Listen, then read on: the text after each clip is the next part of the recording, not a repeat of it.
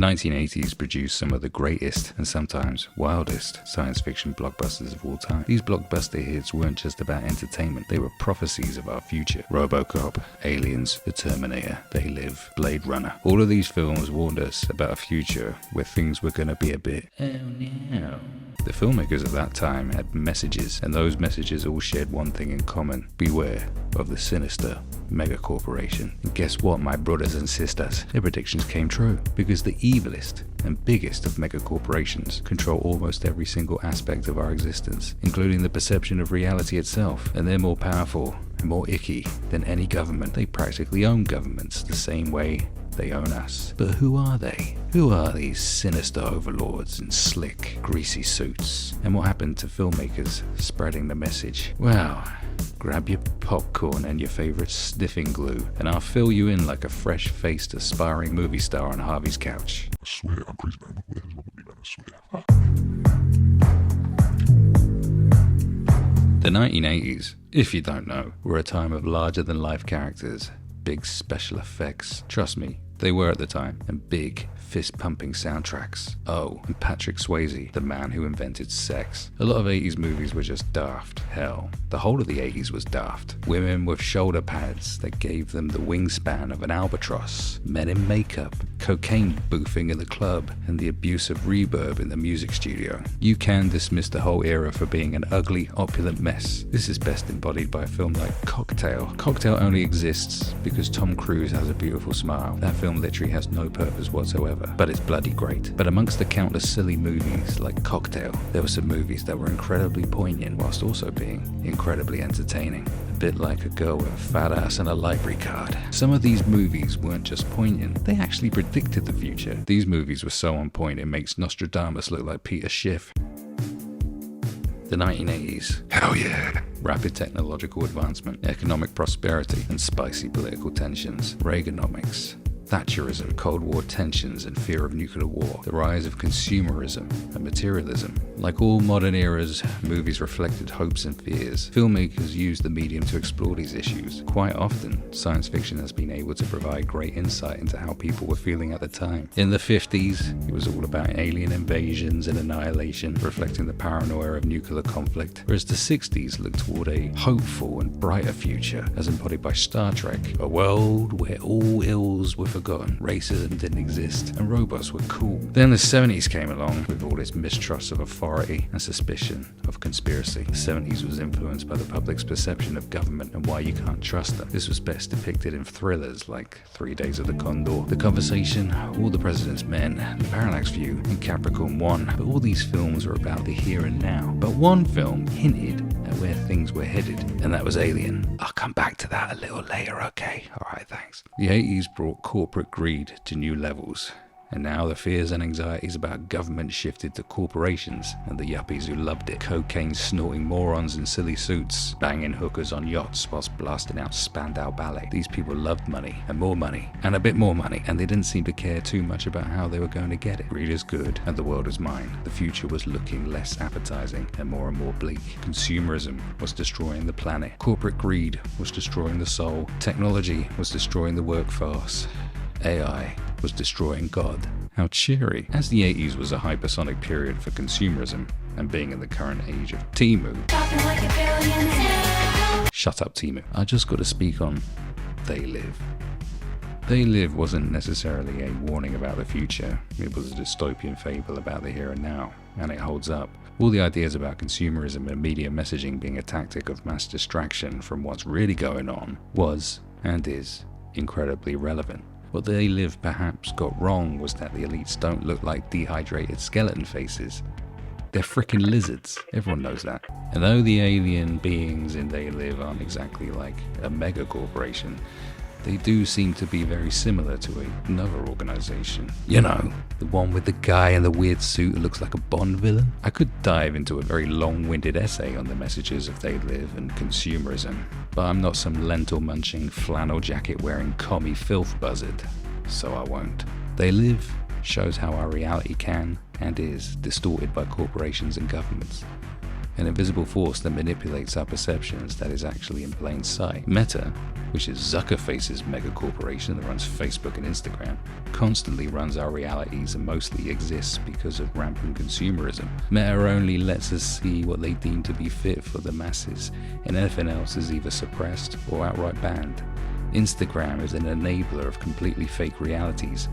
Filters and Photoshop help ram a fake reality down the throats of anxious, self-hating youngsters who in turn aspire to a life and body image that's completely fabricated. This addiction to the fake reality allows douche nuggets to dropship complete tat or sell bullshit get-rich courses while sitting in their filthy hostel in Bali. All of these pawns in the game fuel the big winner, Meta and their overlord the Zuck, who doesn't like keeping faces in the book.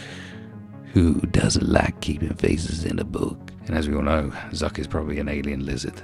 The concept of fake realities was a subject often covered by Philip K. Dick, such as in We Can Remember It For You Wholesale, made into the more snappy Total Recall, the good one, not the silly bad one, and Do Androids Dream of Electric Sheep, which was also retitled into something more snappy, Blade Runner, although Blade Runner does sound like some sort of weird sports film set in the future, but never mind. Blade Runner presented the idea that a fake reality could be implanted into the minds of replicants, human-like androids, making them believe they were actually human. For anyone who's done too much acid or DMT, this is some trippy, scary shit. But Blade Runner also expanded on the idea of the megacorporation using AI and robotics to dominate the world. The replacement of human labor with robots was nothing new then.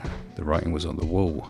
Look at what happened to all the horses. We still haven't reached the point where these robots subtly walk among us, much like the aliens in They Live and the ghosts baby Shane Gillis saw in The Sixth Sense. So this film has many more legs. Our future still has yet to reveal how much robots are going to fuck things up and how the megacorporations who build them are going to use them to crush our souls even further into the filthy, nutrient-deprived dirt. What is real and what is synthetic is on its way to being completely smashed together. And there's one thing that stands out the most, and that's sex robots. Seriously, with generations of men and women becoming further at odds with each other and the rise of, those guys, we're about to see a sexual revolution devoid of the clap and crabs, the fun stuff that's involved with sex. Why on earth would a man buy flowers, write sonnets, and jewel a rival for the hand of a girl named Shirley, who only waxes her armpits every 2 weeks, when you can jump on Amazon and order a custom Veronica? AI is very close to overtaking the human mind in terms of intelligence, that you could actually custom build a sex robot who will not only bang your brains into oblivion, but can also discuss the intricate plot details of Game of Thrones for an hour afterwards. Some might call that perfect. The warning of androids and AI has been around for a long time, but the combination of androids, AI, and megacorporations and their tyranny was an 80s ting. And the biggest warnings came from 3 equally awesome movies. Now before you get your training underpants in a twist and call for your mumsy, I know that Alien was a 70s movie, and therefore the warnings of Aliens are an extension of that. However, James Cameron, who created the concept of Skynet, expanded the Weyland-Yutani lore in the 80s. In Alien, we had ideas inspired by 2001: A Space Odyssey, with the supercomputer mother and a touch of android anxiety with Ash and his crazy milky-faced meltdown. Aliens showed you the company and that they had a finger in many money-oozing pies. The company's sleaze and determination to make a profit at any cost, including human life, was mortalized with a great representation of the 80s trope. Greasy 80s businessman in a suit, Carter Burke. Burke reflects the times, but also shows how far greasy businessmen can take their sleazy practices in the future into planetary sleazing. In Aliens, the Weyland-Yutani Corporation sends families to planets across the universe to terraform them into functioning, habitable worlds. Essentially, the corporation has acquired actual planets, and it would be assumed own them and can rent out land to whoever wants to go there. This company owns planets. Who do you think would do such a thing if they could? In the early 80s, James Cameron got ill and had some fever dream about a killer robot trying to get him, and then wrote The Terminator. The story is simple. It's a slasher movie with a robot killer, but the theme that ran underneath perfectly encapsulated the feelings of the times and foreshadowed the very future we are about to enter. AI world domination fueled by the mega corporation. Skynet is often compared to Meta, Google, Microsoft, and more recently, OpenAI. Bots, robots, and AI systems have dominated our reality for a very long time now. The most likely reason you're watching this video is because AI recommended it for you. You see that? Both you and I are a slave already. It's very easy to compare Skynet to all these corporations because they don't seem to give a shit about humans, much like the Weyland-Yutani company, and are solely focused on the advancement of technology that helps pump their bank balances. But Skynet is a supercomputer. Skynet became sentient and decided that humans have got to go. There's only one supercomputer in existence that is capable of such advanced behavior, and it's called Aladdin. Oh, and it was created in the 80s.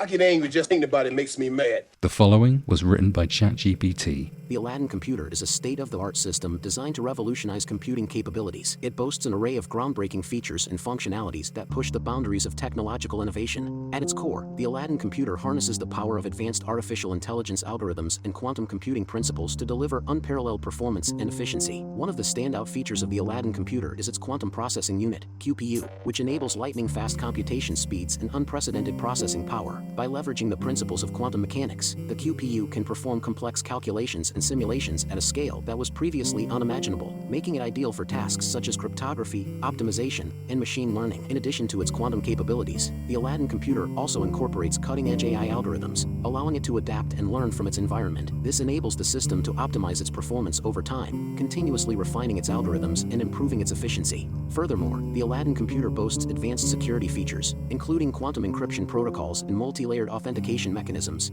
ensuring the utmost protection of sensitive data and communications. Overall, the Aladdin computer represents a paradigm shift in computing technology, offering unmatched speed, power, and versatility. Whether it's solving complex scientific problems, powering AI-driven applications, or securing sensitive information, the Aladdin computer stands at the forefront of innovation, poised to shape the future of computing. Aladdin essentially helps technocrats manage the complications of the real world, and it helps make its owners money through portfolio optimization, risk management, trading strategies, and ESG integration. Ooh, ESG. I've heard that before. If you didn't already know, Aladdin is owned by BlackRock, the pioneers of ESG. aka environmental, social, and governance scores. ESG is why a company decides to change its social media profile to a rainbow flag during Pride season. But we'll come back to that and expand in a moment or two, I suppose. Aladdin is Skynet, but BlackRock is OCP and Weyland-Yutani. 20 seconds to comply. I think you'd better do what he says, Mr. Kenny.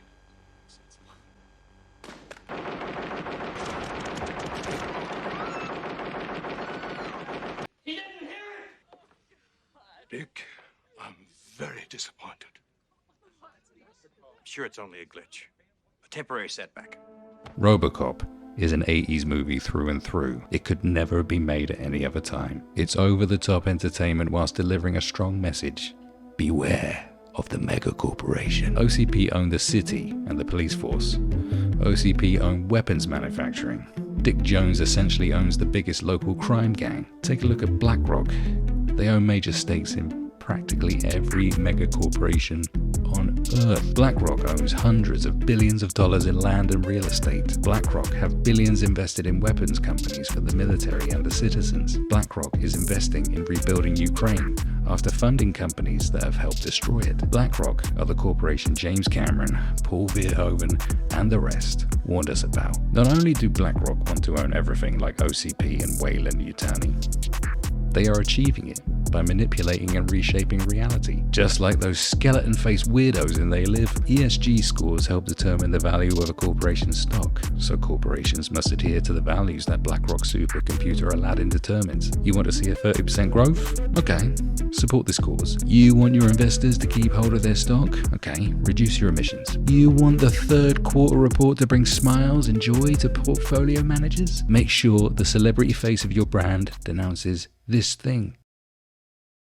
BlackRock have managed to manipulate reality so effectively that there are millions of young, old, and in-betweeners roaming around the world, gluing themselves to roads and throwing soup on works of beauty. These people want everyone to succumb to environmental policies that will ensure they are enslaved by corporate overlords who own a computer that is capable of wiping everyone from the face of the earth. And they don't even need nuclear weapons to do it. It's the most perfectly evil system you could comprehend.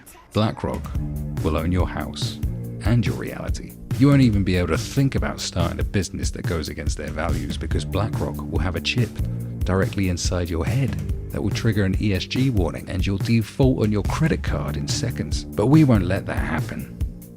Will we?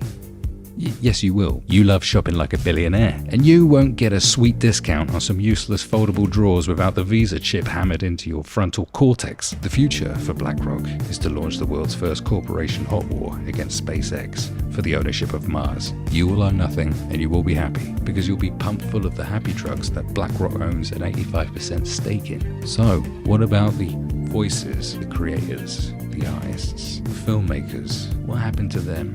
What happened to the ones who were voicing their opinion and creating works of art that warned us about the future and present of evil megacorporations? Well, they all work for evil megacorporations because the evil megacorporations are all owned by other evil megacorporations. It's one big evil megacorporation soup. In fact, they do the bidding of the evil megacorporations by spreading the message that keeps people enslaved. There is no one left to spread any kind of message because they've all been bought or manipulated. Or possibly there's a weird video of them somewhere in one of Harvey's safes.